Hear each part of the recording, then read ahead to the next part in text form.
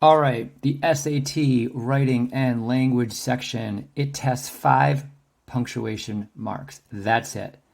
If you know how and when to use each one, and I mean inside and out, to guaranteed score raiser.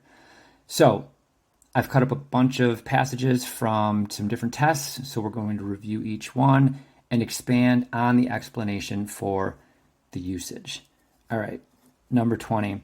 Some farmers have resorted to renting hives from beekeepers to pollinate their crops, semicolon. When there is a shortage of bees, this being an expensive proposition. Okay, so even saying it, right? I know that that does not sound right at all, so that's a no change for me. And you're sub-vocalizing when you're doing this section, right? It's a whisper, not loud enough to draw the attention of the proctor, but in order to give your brain the voiceover it needs to pick up on bad grammatical constructions.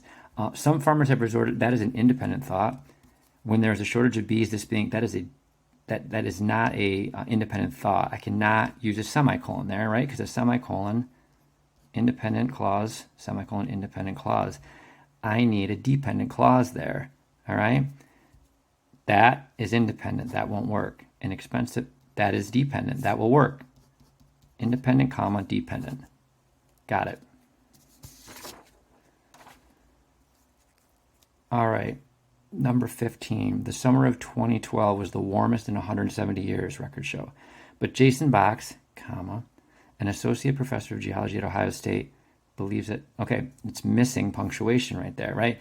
Because I want to be able to take that a positive and lift it out and have it read cleanly, right? And in order to do that, I need a comma right there.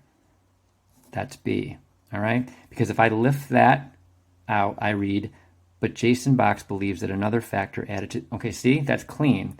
Because what I took out, it is not essential to understanding the sentence, right? So you need that to be offset by commas or dashes. Remember, do not fall for asymmetrical punctuation. The SAT will show you this and that to offset a non-restrictive clause. Always wrong. Number 32. Over time, I've gotten to know several of my co-working colleagues, colon, another website developer, a graphic designer, freelance. Perfect. That is how you use a colon. All the SAT cares about when it comes to colon usage is that it's preceded by an independent thought. All right?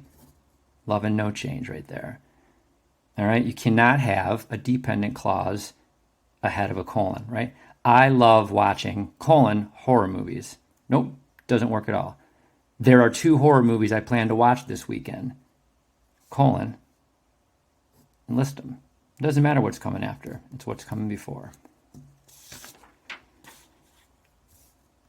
All right, number 35.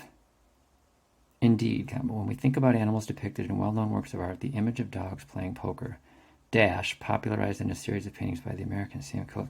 See that? We just talked about that. Asymmetrical punctuation. You're starting to offset that information with a dash, and then you're putting a comma there. We need to correct that. So it's dash, dash.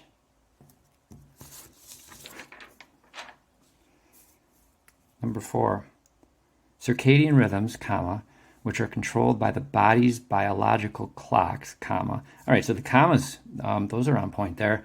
What this is, we've got apostrophes that are missing. All right, so multiple clocks doesn't need an apostrophe, right? So I'm not going to definitely not pick B and definitely not pick D. My body is singular apostrophe S. That's correct. Singular possession. Okay. If it was plural possession, the S would go after the S. That's plural possession, right? All the girls' phones were new. All the girls' phones. Plural possession.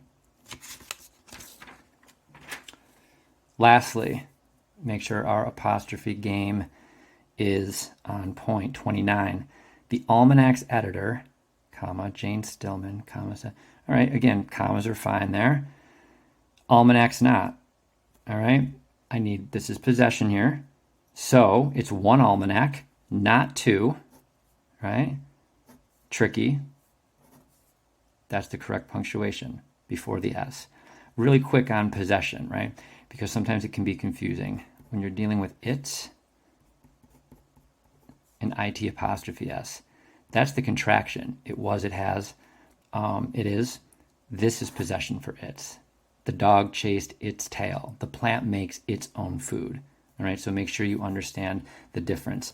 And just leveling up your grammar game. Remember, strong writers, they have solid command of punctuation and grammar conventions. And that's a skill set that separates, right, when the time comes, especially for college essays, it separates so-so essays from top tier ones.